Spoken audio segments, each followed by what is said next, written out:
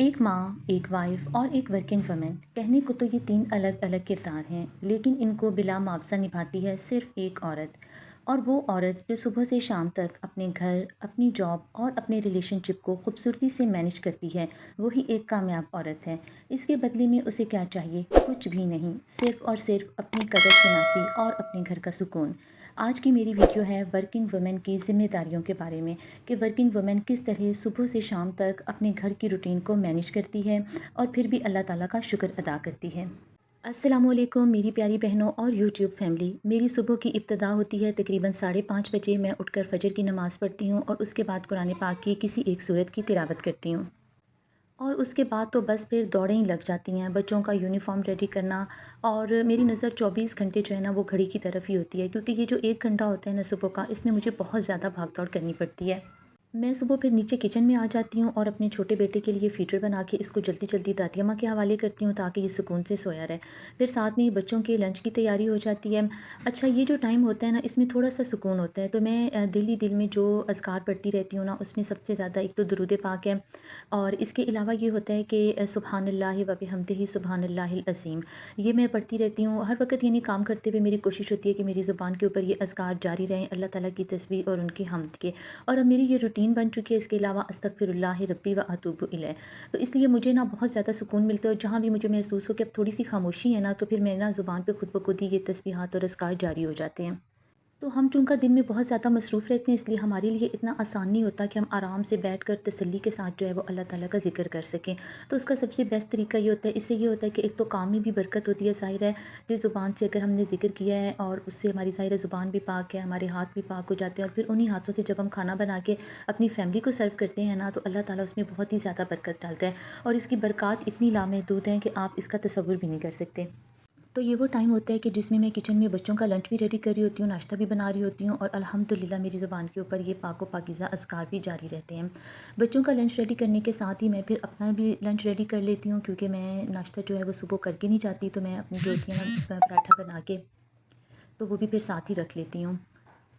تو یہ جو صبح کا ٹائم ہوتا ہے نا، بہت ہی زیادہ بھاگ دوڑ والا ٹائم ہوتا ہے۔ بچوں کا لنچ ریڈی کرنے کے بعد میں پھر جائی رکھ دیتی ہوں چولہے پہ، اور آنچ بالکل آہستہ کر کے نا پھر اوپر دوبارہ سے بچوں کو جگانے کے لیے چلی جاتی ہوں۔ اور کبھی یہ ہوتا ہے کہ دن کے کھانے کی تیاری بھی میں صبح ہی کر لیتی ہوں، کیونکہ صبح کے ٹائم گیس ہوتی ہے نا، تو میں پھر جو کچھ بھی اگر کچھ کوکر میں بنانے والا ہو تو وہ پھر میں اس ٹائم ہی کر لیتی ہوں۔ اچھا، بچوں کو ناشتہ دینے کے بعد نا میں پھر ظاہر ہے ایک جاب کی روٹین شروع ہو جاتی ہے، اور جو کہ ایک بڑی ہی مجھے تو بہت ایک زبردست اچھی روٹین ہے، اور جاب پر آنے کے بعد نا انسان بہت زیادہ فریش محسوس کرتا ہے، اور ایک بہت زیادہ ذہنی سکون ہوتا ہے جاب پہ آنے کے بعد۔ اور جو ورکنگ ڈے ہوتا ہے نا، یہ اتنا زیادہ پروڈکٹیو ہوتا ہے کہ مجھے نہیں لگتا کہ اس میں ایک لمحہ یا ایک سیکنڈ بھی ایسا ہو جو کہ ویسٹ ہو۔ یعنی کہ انسان مطلب اگر کیلکولیٹ کرنے لگے نا، تو ایک ایک سیکنڈ ہم کام کر رہے ہوتے ہیں، ہماری دوڑ لگی ہوتی ہے، ہم بھاگ دوڑ میں ہوتے ہیں۔ اس کے بعد گھر آنے کے بعد میں دوپہر میں کھانا کھا لیتی ہوں۔ عام طور پر کھانا جو ہے وہ میں نے رات کو بنا دیا ہوتا ہے، یا پھر دن میں جو ہے وہ پیچھے گھر والے کھانا بنا رکھتے ہیں، اور روٹی بھی ہاٹ پاٹ میں لپیٹی بھی ہوتی ہے، اس لیے فریش کھانا تو نہیں ہوتا، لیکن چلیں یہ ہے کہ آنے کے بعد نا میں دن میں کھانا ضرور بچوں کے ساتھ ہی بیٹھ کے کھاتی ہوں۔ اس کے بعد بچوں کے روم میں جب آ جاتی ہوں، بچوں نے یونیفارم اتارا ہوتا ہے، اور صبح کے وقت بھی نا جس طرح ہم سارا روم ایسے ہی چھوڑ کے گئے ہوئے ہوتے ہیں، کیونکہ میرے گھر میں کام کے لیے ہیلپر ہے نہیں، تو جیسے میں روم کو چھوڑ کے جاتی ہوں وہ ویسا ہی پڑا ہوتا ہے، بچے بھی یونیفارم آ کے اتار دیتے ہیں، تو بس پھر جلدی سے سارے روم کو وائنڈ اپ کرنا، جو چیزیں ہوتی ہیں ان کو اٹھا کر ایک جگہ پہ رکھنا، بچوں کے شوز وغیرہ، بچوں کو گائیڈ تو میں ساتھ ساتھ کرتی رہتی ہوں، لیکن بچے بھی اتنے زیادہ تھکے ہوئے ہوتے ہیں کہ وہ کبھی تو یونیفارم ہینگ کر دیتے ہیں، لیکن اکثر جو بچیاں ہیں نا وہ بس اتارتی ہیں اور فوراً سے پھر کھانا کھانے کے لیے نیچے آ جاتی ہیں۔ تو میں پھر اس طرح سے کرتی ہوں کہ جو بچوں کا یونیفارم ہوتا ہے نا، وہ تقریباً میں نے ڈیلی ہی دھونا ہوتا ہے، اور جو اپنے میں نے ڈریس چینج کیا ہوتا ہے اس کو کچھ دیر کے بعد میں ہینگ کر کے دوبارہ کبرڈ میں لگا دیتی ہوں۔ اس سے یہ ہوتا ہے کہ ایک ڈریس اگر آپ نے ایک دن پہنا ہے اور نیکسٹ ڈے آپ نے نہیں بھی پہننا نا، تو پھر وہ یہ ہے کہ نیکسٹ ویک میں آپ کے کام آ جاتا ہے۔ تو اس طریقے سے ساری یہ چیزوں کو ایک دفعہ ترتیب دینے کے بعد نیکسٹ اسٹیپ یہ ہوتا ہے کہ اگر رات میں جیسے بستر وغیرہ سمیٹنے والے ہوتے ہیں، ان کو میں پراپر طریقے سے آ کے پھر طے کر کے سمیٹ دیتی ہوں، اور پھر اس کے بعد ان کو اس کی پراپر جگہ پہ رکھ دیا۔ اور امیزنگلی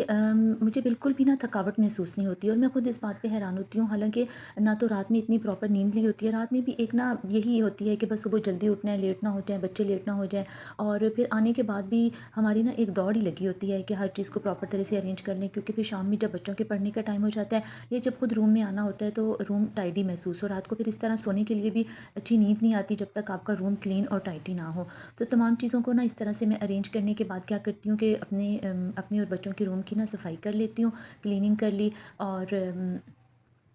ویسے یہ کلیننگ اور جھاڑو لگانا یہ میں ڈیلی بیس پہ نہیں کر پاتی کیونکہ کسی دن انسان جو ہے نا وہ زیادہ انرجیٹک ہوتا ہے، وہ زیادہ سے زیادہ کام کر سکتا ہے، لیکن کسی دن ایسا ہوتا ہے کہ کوئی اور کام ہمارے لیے پڑا ہوتا ہے تو پھر اس طرح کلیننگ والا کام ہمارا رہ جاتا ہے۔ تو میری کوشش ہوتی ہے کہ میں ایٹ لیسٹ آنے کے بعد ہاف آور جو ہے وہ گھر کی کلیننگ کو دوں، لیکن ایسا ڈیلی پاسبل نہیں ہوتا، کبھی میں کر لیتی ہوں اور کبھی جو ہے وہ رہ جاتا ہے، میرے سے یہ کام نہیں ہو سکتا۔ لیکن الحمدللہ میرے بچے جو ہیں وہ بیٹیاں ماشاءاللہ میری جو پڑھائی میں نا تھوڑی انڈیپینڈنٹ ہو گئی ہیں، یعنی ان کو اپنی اسٹڈیز کی خود ہی ٹینشن ہوتی ہے، تو وہ جب میں کام کر رہی ہوتی ہوں نا تو وہ خود ہی اپنے بیگ لے کر اور اپنی ڈائریز لے کر نا خود ہی پڑھائی شروع کر دیتی ہیں۔ پھر میں کام کرتے ہوئے ساتھ ساتھ ان سے پوچھتی رہتی ہوں، اگر وہ انہیں ضرورت ہو تو وہ پھر مجھے پاس بٹھا لیتی ہیں کہ آپ مما ہمیں یہ کویسچن سمجھائیں یا ہمیں ٹیسٹ بنا دیں یا ہم سے سن لیں۔ اور ویسے جب ان کے پیپر ہوتے ہیں تب تو میں پراپر ان کے پاس بیٹھ کر ان کو پورے کا پورا ریٹن ایک پیپر بنا کے دیتی ہوں اور اس کو بیٹھ کر یہ سالو کرتے ہیں۔ تو یہ کام پھر ساتھ ساتھ ہی چلتے رہتے ہیں، یعنی بچے اپنی پڑھائی بھی کرتے رہتے ہیں، تقریباً یہ اس وقت شام کے 4 بجے کا ٹائم ہے، اور میں جو ہوں وہ پھر میں اپنے روٹین کا جو کام ہوتا ہے وہ کرتی ہوں۔ اس کے بعد پھر بچوں کا یونیفارم دھونا تھا، یہ بھی میری کوشش ہوتی ہے کہ میں مغرب سے پہلے پہلے ہی یہ کام کر لوں۔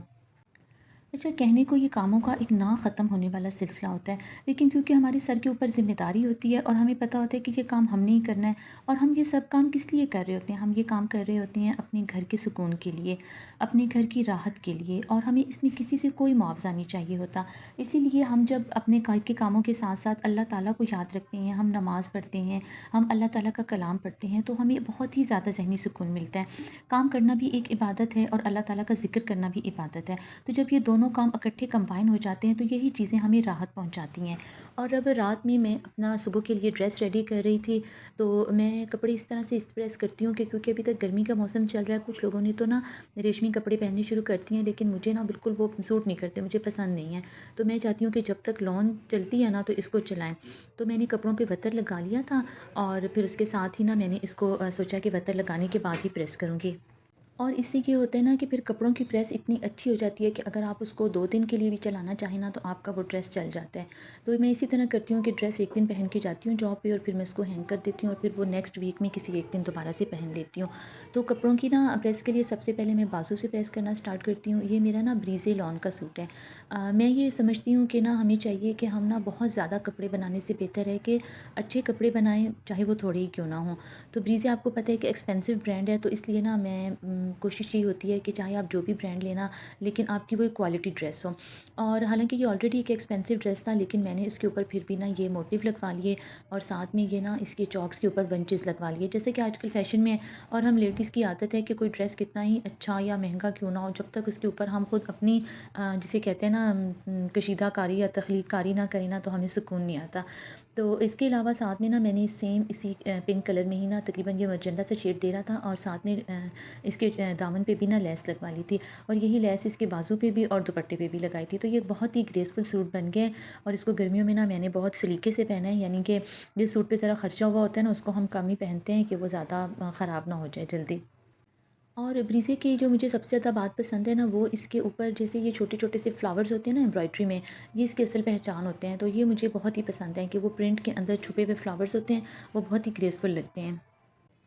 تو کپڑے پریس کرنے کے بعد یہ ہوتا ہے کہ پھر اس کو نا اچھے طریقے سے آرگنائز بھی کر کے رکھنا ہوتا ہے، کیونکہ اگر آپ کپڑوں کو پریس کر کے ایسے ہی بیڈ پہ رکھتے ہیں تو وہ اس کا یہ نقصان ہوتا ہے کہ صبح جب پہننے ہوتے ہیں نا تو پھر پرابلم ہوتی ہے۔ تو میری یہ کوشش ہوتی ہے کہ میں کپڑوں کو پریس کرنے کے بعد اس کو پراپر ہینگ کر کے اور کبرڈ میں رکھ دوں، تاکہ یہ ہے کہ صبح جب پہننے ہو نا تو پھر کوئی دقت نہ ہو۔ تو ساتھ میں آپ سے یہ بھی کہہ رہی تھی کہ اتنے دن بھر کی روٹین میں، اور یہ تقریباً ہم ڈیلی کا کام کرتے ہیں، یہ نہیں کہ ایک دن ہم نے کام کیا اور ایک دن ریسٹ کی، کیونکہ جو مدرس ہوتی ہیں وہ آل ٹائم آن ڈیوٹی ہوتی ہیں، ایسا ممکن ہی نہیں ہے کہ وہ بغیر ڈیوٹی کے جو ہے وہ بغیر کام کیے اپنا دن گزار لیں، لیکن بس اللہ تعالیٰ کی مہربانی ہوتی ہے کہ ہم بہت ہی اچھے طریقے سے یہ سارے کام کر لیتے ہیں، ورنہ اگر ہم سوچنے بیٹھے نا کہ آج ہم نے دن میں کتنے آورس کام کیا ہے، تو آئی تھنک 24 میں سے ہم نے 18 آورس تو مسٹ ہی کام کیا ہوتا ہے، وہی جو رات کے 5-6 گھنٹے ہوتے ہیں جس میں ہم سو رہے ہوتے ہیں، اس کے علاوہ ہم مسلسل کام کر رہے ہوتے ہیں، لیکن وہ کون سی انرجی ہے جو ہمیں یہ کام کرنے دیتی ہے؟ تو وہ انرجی یہ ہے کہ اللہ تعالیٰ نے ہر عورت کے لیے اسی بات میں سکون رکھا ہے کہ وہ اپنے گھر، اپنے بچوں اور اپنے شوہر کی خاطر اپنے آپ کو ڈیڈیکیٹ کر دے، اور یہی وجہ ہے کہ وہ تھکتی نہیں ہے، وہ صبح سے لے کر شام تک مسلسل کام کرتی رہتی ہے، اور ایک کام کرنے کے بعد اس کے ذہن میں کوئی اگلا یا دوسرا کام ہوتا ہے جس کو اس نے ہر حال میں انجام دینا ہوتا ہے۔ لیکن اللہ تعالیٰ کی ذات کا بے حد شکر ہے کہ اس نے ہمیں اتنی انرجیز دی ہیں، گھر دیا ہے، بچے دیے ہیں، روزگار دیا ہے، جس کی وجہ سے ہم